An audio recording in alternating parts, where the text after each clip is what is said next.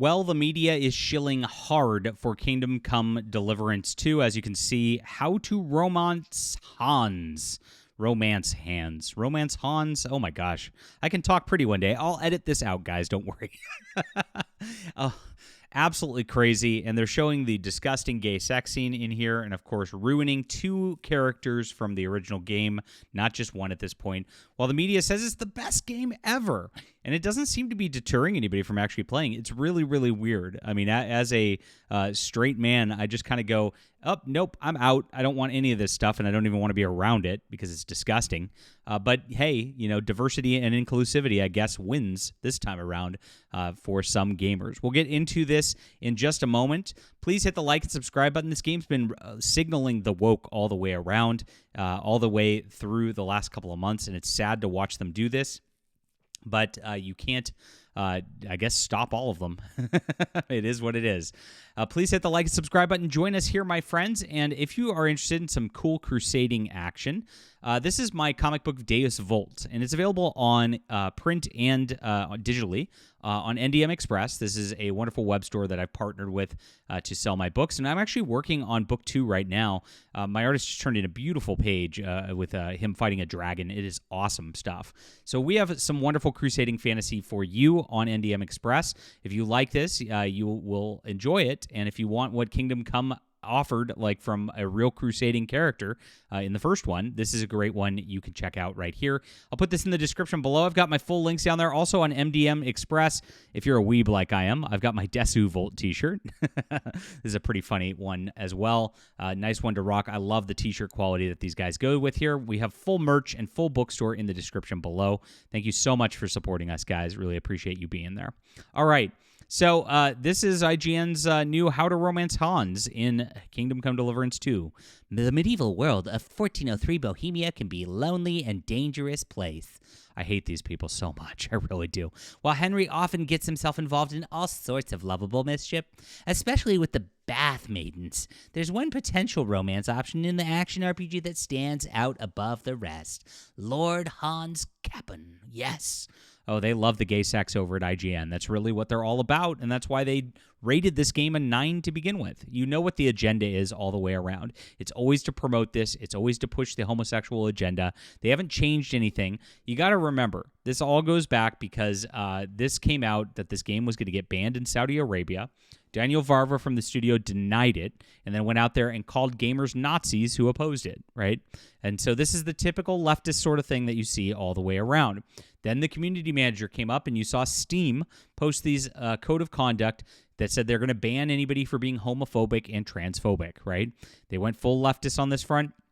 They changed that after gamers rioted nearly on it, but it still says if you criticize someone's choices that you'll get banned. So the effect is still the same over there. These are true believers in this cause. Now, they tried to gaslight gamers and say nothing was there, nothing was happening. Eventually, it did get confirmed that this scene was in the game, despite him trying to obfuscate on this several times on this level. And we also then saw that they said that they intended to have it in the first game as well, which is absolutely crazy. So this is a woke nightmare. On top of this, there's more. Of course, they've got the black guy that's in the court that they say is there for story purposes, even though Daniel Varva 10 years ago said they didn't have any black people in 1403 Bohemia because they weren't there. That's pretty obvious. So they really fully embrace DEI, from the whole BIPOC crap to the whole LGBT crap, and it's shoehorned in here intentionally, and it's put into the background of the game specifically to try to manipulate your mind. That's what these people are all about. And this is not a mistake. The guy said that he did everything he intended to do. And if you look at where Warhorse Studios actually gets their money from, you always follow the money on this stuff, guys. They're owned by Embracer Group. Embracer Group owns a lot of different woke corporations like Dark Horse Comics in the comic book industry, for example. And they're owned by BlackRock. And BlackRock puts their little hands into everything. They put the little DEI crap and inject it into Disney. They're the ones that are a big majority stake in Warhammer 40K and Games Workshop that are pushing that on that level. Everything BlackRock touches turns to crap, and that's exactly what's happening here with Kingdom Come Deliverance 2 at this juncture. So you see it right here.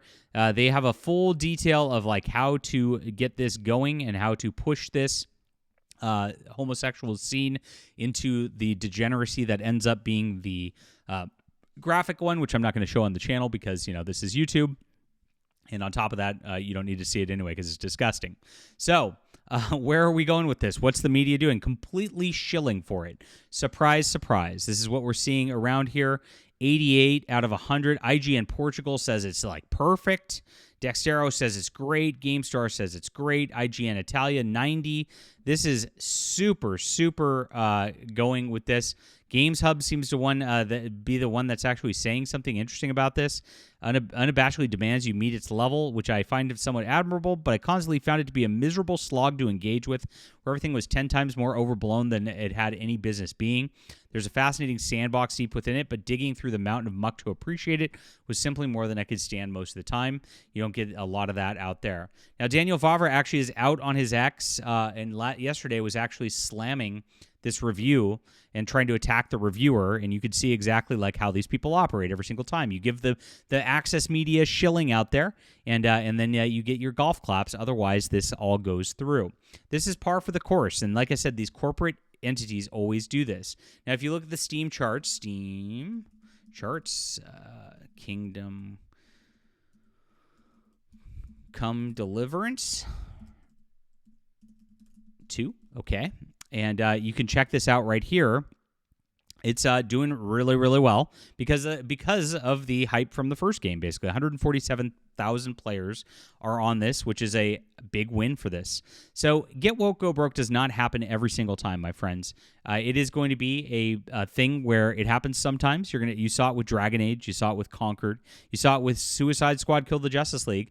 But when somebody actually goes out and tries to hide it, it becomes a little more difficult to note the wokeness in the games and actually talk about it because there's such a nice, good fan base behind this game.